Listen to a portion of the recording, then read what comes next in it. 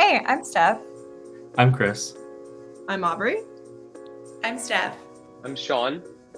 I'm Mary. We're designers at Crema, and we love Figma. So today we're going to show you some of our favorite tips and tricks. Starting out here, I'm going to go through my favorite tips and tricks.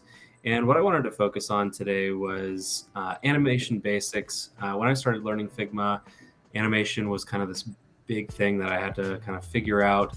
And one of the animations I was really struggling with were these cards that were sliding up and down in front of each other. And using the designs that we made, there were just a lot going on in those cards. And so what I did was I wanted to break it down to its most simple form. And so I created this this basic kind of card structure. And so these cards were popping up with different options. So it took the animation that I was looking for and broke it down into its most basic form. And so the animation looks something like this. So the cards are able to kind of pop up and down, which is exactly what I wanted to animate with the real design, but I wasn't able to figure it out with everything going on in all the layers that in the actual design. But what I really wanted to figure out is, okay, what is it exactly doing, and what do I need to do to get these cards to animate how I want it to animate? And so I created this little prototype of just simple animations. And so my tip and trick is to break down your animations in the most simple form possible. Yeah, when you were exploring that, I thought that was brilliant. Thanks. Because that can get complicated so quickly. And the simple color coding, great. Well, and I think that was key for me to like make sure that everything was just clear and basic and simple. And so that way I knew blue was blue, green was green, yellow, yellow, red, red.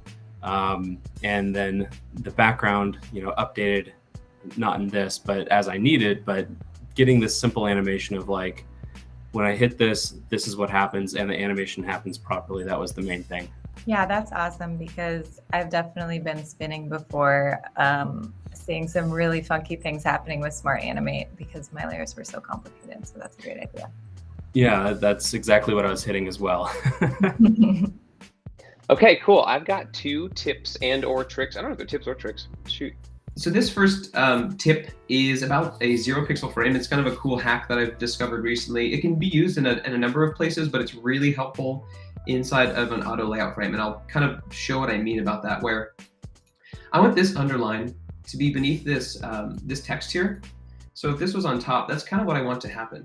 But if I combine this into an auto layout, and I'll show you in a second, this kind of gets shoved over the top, but I want that line to exist below this text so that the G or any other text hanging down can sit behind that. So if I combine this just right now into an auto layout group, so I've combined it there, I'll fill a container there. So what I mean is, if I want this below that content, it actually has to sit in the auto layout frame on top of it. So even if I go here and say that that's 0, that's what I get. That's as close as I can get with an auto layout frame. And if I move this down in the layers panel here, it actually gets shoved to the top of it. So what I'd like to do, and I'm just going to ungroup this real quickly. What I'd like to do then is take this rectangle shape and wrap it in its own 0-pixel frame, and I'll show you what that looks like. So the rectangle itself, I can just call underline, and then I'll wrap that in a frame. So Command Option G. So by default, it takes on the properties of the rectangular shape. But what you can do, you can't just type a 0 for the height. It just defaults to a 1-pixel size frame. So you have to type 0.001 to achieve a 0. So what I want is the width to grow with the text as we apply auto layout. But the height of the frame itself is 0 pixels. So, and I'll show you how that becomes helpful to us. And this is like, I like to rename these like something descriptive, because when you find a 0-pixel frame, it's kind of a bizarre thing in your file. So if I expand that, so this is what I want to be happening right here. So the frame itself, we're going to put an auto layout here. In the rectangle, we'll adjust some of these settings so that it kind of expands with the text. So now that I've wrapped this in the frame, I'll take the actual rectangular shape that's going to be our underline and do left to right. So that's going to grow when I wrap this frame in an auto layout. So I'll grab this frame here, the frame itself, not just the shape inside, but the 0 pixel height frame and the text. Then I'll hit Shift A, and that'll combine it into our auto layout. So here we have the text above and the underline below.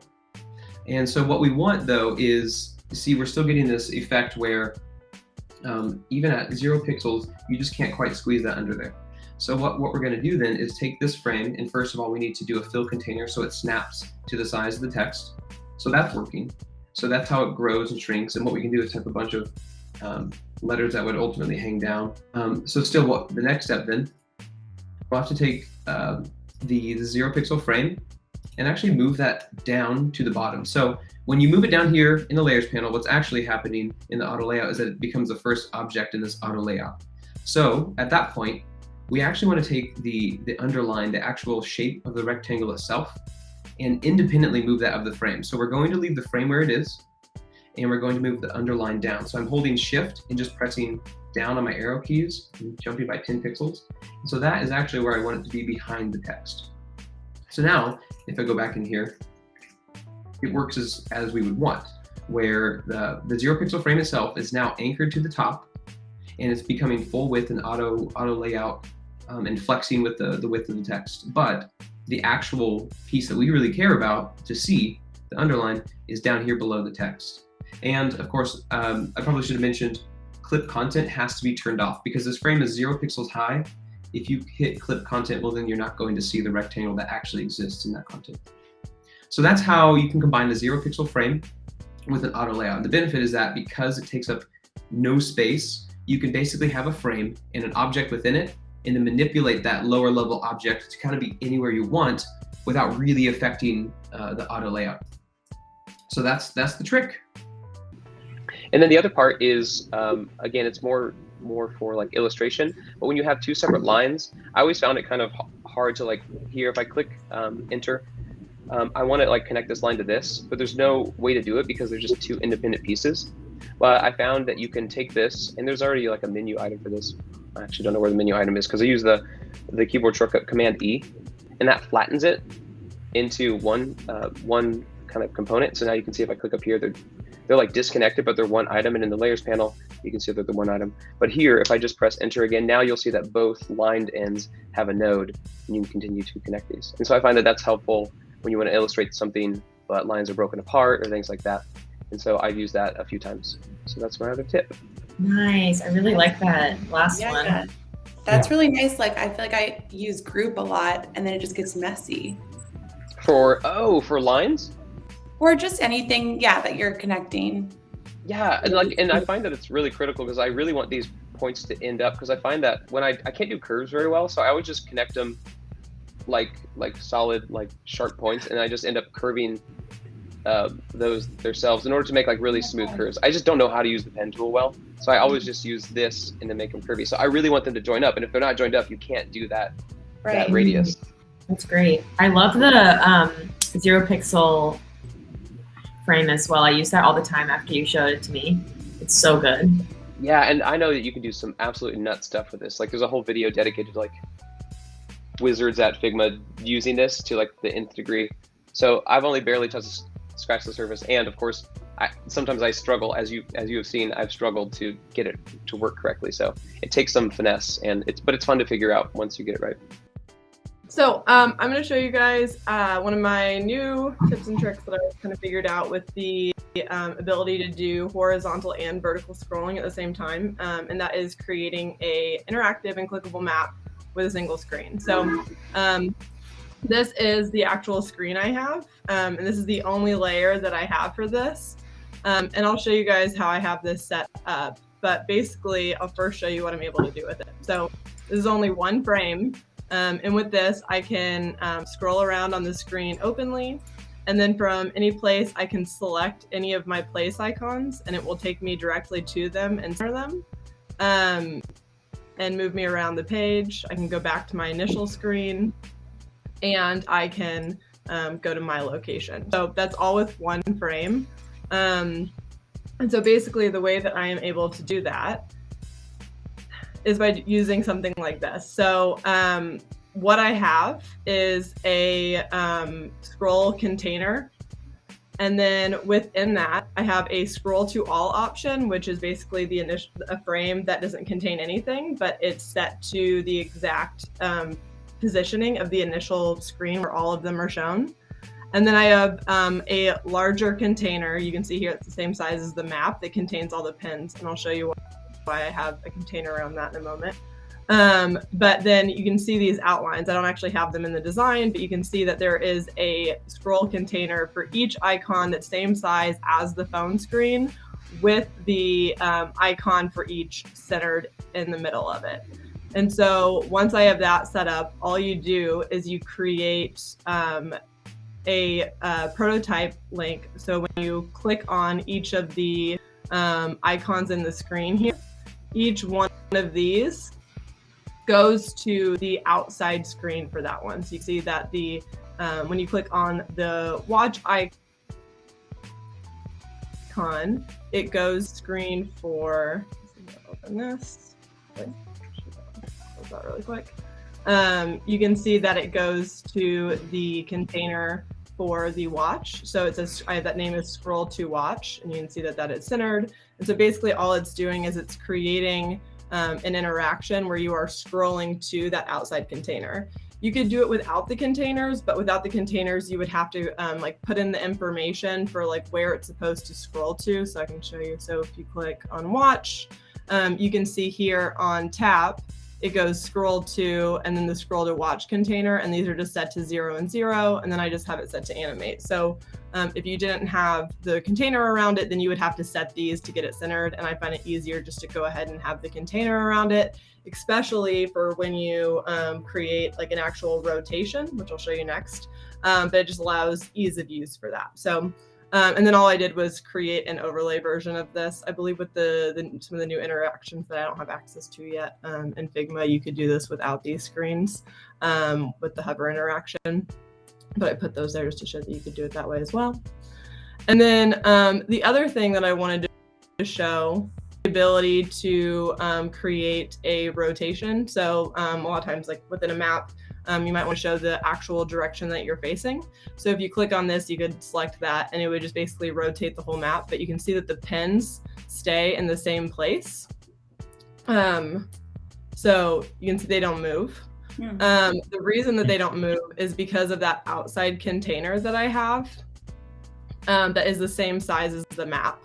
So you can see here in my example, I have the pin container and then I have the map container, and both of those are the same size. So then when I do the rotation screen, this is an example of that here, what I did was I rotated, I did not rotate the scroll to all, I just rotated both of these containers by 29 degrees to get them to where they're at. And then I actually clicked back into the pin container and I unrotated the pin container so they were still in the proper position. The reason that we put it in an additional container instead of just having it outside on its, or having the pins in their own, just like outside of a frame on their own, is because you can see here when you click on the compass to do the proper rotation, they do a little bounce. So you can see it when I go back and forth. If you look at where the actual pin goes, it's pretty minimal.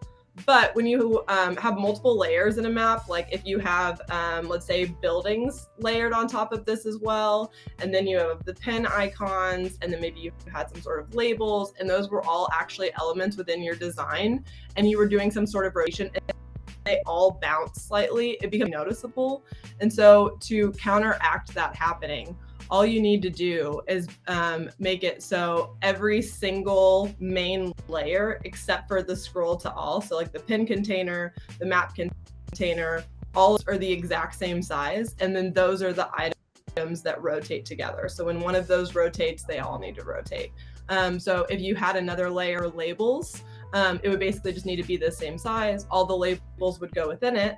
And then when you rotate it, you would rotate the outside. And then to get them back to the positioning they should be, you would click in again, and then you would unrotate the inner items. So that allows you to have that interaction where you can rotate back and forth. Everything stays in the place that it's supposed to be in. and you don't have that issue with them bouncing like this. You can see that's with them bouncing that way. And if you go here, they don't bounce. They stay exactly in the position that they're supposed to be in. That's my example with these two screens here. You can see them within the demo. And then I just have these outline examples and kind of see where they're actually placed with those individual screens from this is the rotation view. So you can see they're all in the exact same place as opposed to the non-rotated view. It's basically just selecting and scrolling to individuals. This is crazy, Aubrey. Mm-hmm. Yeah. Very sophisticated, like that rotation part especially. The rotation comes in handy a lot when you're doing something like a navigated map experience. You're doing something where you were actually following, like when you turn, right? You can actually mock that experience through Figma pretty well now. And also just having that ability to do the vertical and horizontal scrolling in one place is super cool versus just kind of being limited to one direction, because it really allows for this open exploration like you're really using the application. Yeah, So I've seen cool. the I want to click horizontal around and on that. yeah, Sorry. that's incredible. No, I've seen the horizontal and vertical scroll combined, but then the scroll to frame, like as soon as you showed that, I was like, that's amazing. Yeah, no, it's really handy. I can think of a million different uses for it. And so it's just really allowing for replicating more interactive experience in Figma versus just having to be like, oh, well, it would also be able to scroll, but I can't really show it, or I can just show it in one direction. It's pretty cool. Okay, so I wanted to just share a few ways that I use Figma. I'm a little bit of a different position than the rest of the people on the call. So I work on our internal marketing team, and Figma has changed my workflow in so many ways. So first tip and trick is that Figma is greater than InDesign and Illustrator times 1 million. So I just was going to share a few ways that we use it on the marketing team. So there are a few ways we've been able to replace, especially InDesign, with designing ebooks or PDFs for internal use or for clients in Figma. There's a lot of ways that it's similar to InDesign. Like this is a screenshot just showing the column view. You can set up all of the same paragraph styles, and that helps just with consistency. I'm used to designing in that tool, so that's been a nice way to create the same product, but in a more collaborative way. So we have a content writer who's able to come in, make edits, make comments, instead of the back and forth that happens when they don't have access to a program like InDesign. So that really comes in handy with things like, oh, we actually need to update, the numbers, or, any other words that we want to change. We also use it for some internal resources like our player cards, and it's just way easier to have everyone have full access to what we're working on. Actually, Sean helped me set up this one to be auto layout, and so it really has cut down on the time that it takes to go in and update these. They were previously designed in Illustrator and required it moves so much slower, and this has just been a really way more efficient way of working. Same with our culture guide. So this is a page from that, and it was originally in InDesign and has since been moved over to Figma. And then one other thing is we have replaced our use of Illustrator with Figma in designing blog headers. So just finding ways to do the same things that I could do in tools that were isolated in Figma has helped in our collaboration as a team, getting feedback, and just really streamlined our process.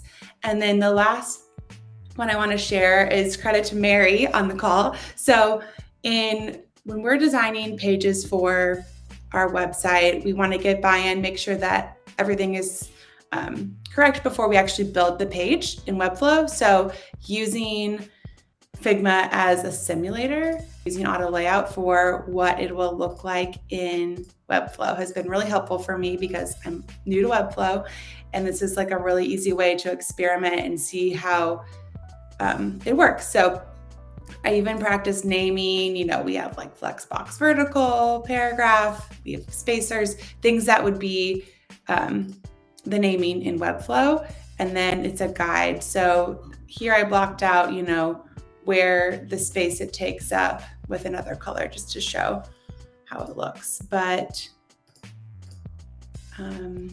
yeah, and then this is a screenshot from our actual site. So it's just been a really helpful way of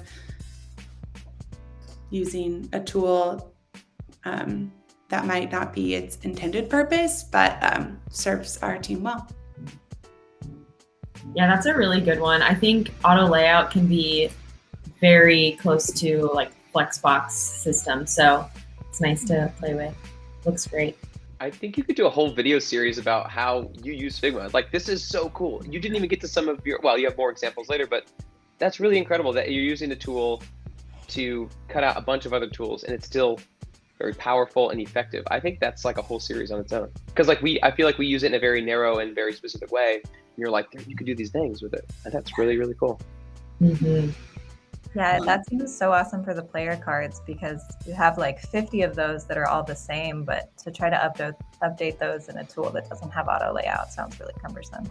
Mhm. Yeah, and just we've been really trying to streamline anything that is onboarding, offboarding related, just because it does end up, when you add all those things together, it does take a lot of time. So it's been really helpful to have an efficient way of doing that. We use it for our employee spotlights as well. Okay, auto layout was also one of the things that I was most excited about when I was learning Figma recently. So I just love seeing the different ways that people use Figma, which is one reason I was so excited for us making this video together. But one thing that I did recently when I was designing a website that I found really helpful was to build spacing into my components. So if this was a photo or a section, instead of starting the component or creating the component at this level where the rectangle is, which is what the component actually is, I created the component at this level with an auto layout that has 64 top and bottom padding, which I would expect developers to maybe, create this as a component on the site, and then they would build in that margin top and bottom right there with it. So that way, every time I use this component, I don't have to think about the spacing. I don't have to refer to my design system because I already know that the spacing is never going to change. So I did that here as well. And then I just have everything that's on here in an auto layout with 0 in between so that I know that they're the right distance apart. And then when I do it on mobile, I can change that amount of spacing like you would do on a media query if you were developing it. And once again, have that in here. So I know there's so many different ways to do spacing, but for me, recently I found that to work really, really well and be really easy. And then my other tip and trick is super simple, but I was really glad to find it when I did, which is just that if you go into Figma preferences, you can change your nudge amount. So if you use an 8-pixel grid, you can change your big nudge from 10 to 8. And that changes not only if you're just like moving something up and down, but if you're in auto layout and you're like, oh, this should actually be 48 now that it's on mobile, you can just do that really easily. And it stays on your 8-pixel grid really smoothly. That spacing is awesome. It's so developer-y of you. Yeah, I love that. A nod to your previous life. Yes. A nudge to your previous. I've known of that nudge thing, and for whatever reason, I cannot get around it. And I think it's because if something is not already, like you drag something onto the screen, it's not exactly 8, an increment of 8. I can't like do that math. I can do the math easier if it's 10 and I subtract 2. So I don't know. I can't get around that. I should try it for like a week. Yeah. And it's only if it happens to be 8 pixels or some increment of that could I do it. But if it's not that, it's hard for me to do the reverse. But I should give it a try because I know many people use that. Yeah, I use it too, and it's honestly really, really helpful. I have all my documents set up in an 8-pixel grid, and like for even like when you do like resizing commands and stuff, like having it be preset to that, it's just incredibly helpful. Yeah. And then like the math starts building in once you see those numbers everywhere. Yeah, I was gonna say I can relate because Mary was like, oh, for our type sizes in Webflow, like we do multiples of 8. I was like, oh, okay. So, but I've been finding myself practicing my mental math. Like I need flashcards. Yes. I know I'm so I bad was at math, but I know my multiples of 8. Oh, Yeah. sorry. I'm really bad at math, but I know my multiples of 8 very well. Hi, everyone. My tip and trick is pretty basic. I use it for a lot of different things, but I thought I would go ahead and share it with you all. So we love auto layout. It's fantastic. Sometimes with things specifically like buttons or tabs, it would be nice to have a minimum width available to use. So I've just mocked up a really quick kind of overview of what it looks like to create a minimum width within auto layout. So let's pretend we're making some tabs. We have varying sizes of text within our tabs. So here I've just created an auto layout, and then there is a min width kind of line here, and it's set at 64 pixels fixed width. But the auto layout will grow around that. So this text is slightly above 64, but this one is considerably larger. So here we've got it hugging the contents. This one is also hugging contents, but if we want a really short amount of text, it's going to hug the contents of that line rather than the text itself. But as text grows, long text tab, the tab will also grow around that, and it's going to maintain those 16 pixel padding on either side of the tab. So it's really helpful for things. I use it mostly for tabs, but also buttons. It's really, really helpful for buttons. I know in design systems, a lot of times there's a nice kind of max width or a minimum width for a button, but it can be hard to do that with just hugging the contents of the text. So this is kind of a cheat way to get around that. And then here I've just hidden all of my, or I've set my min width stroke as, let's see, where are we? Hello. I've just removed the fill, so you can't even see it anymore, but it's still there. And definitely is nice for tracking things. So pretty simple hack, but it's very helpful. I feel like that's another one of those that would have so many use cases using that as the padding. Yeah, it's nice because I love auto layout. It's perfect for most things, but then every once in a while you have to break a component or kind of change the way that it's laid out in order to make something like this work. So if we can hack it at the component level, it's helpful. That is so cool. It makes me think, like, I wonder if, I'm trying to think how this would work. Could you use a 0 pixel frame? I don't think so, because once it's a 0 pixel frame, it doesn't recognize the width of it. But if you can make can you combine like a minimum height and a minimum width by making like a rectangle that's 0 pixels wide, but 24 tall, and then a rectangle along the bottom that's 0 pixels high, definitely 64 wide. Like, I'm wondering if you can combine some of the 0 pixel bangs, but not inside of a frame, because I haven't actually seen this trick. I think this is really cool. Mm-hmm. But I immediately we can, like, well, can you do min height and width at the same time? That's a great question. I'm sure you could. I'm sure you could. Yeah, because if you had it respond to the text height as it grows. Well, actually, okay. No, I need to explore this. I'm not sure. Yeah, I don't. Yeah, you don't need to have like an answer now. And you can do a 0 pixel high like rectangle. So I'm just like discovering this. This is cool. I like this idea. I'm gonna have to try that out. I'm definitely going to incorporate this into my design system. That's really cool. Thank you so much for joining us today. We'd love to hear some of your favorite tips and tricks, so drop them in the comments below.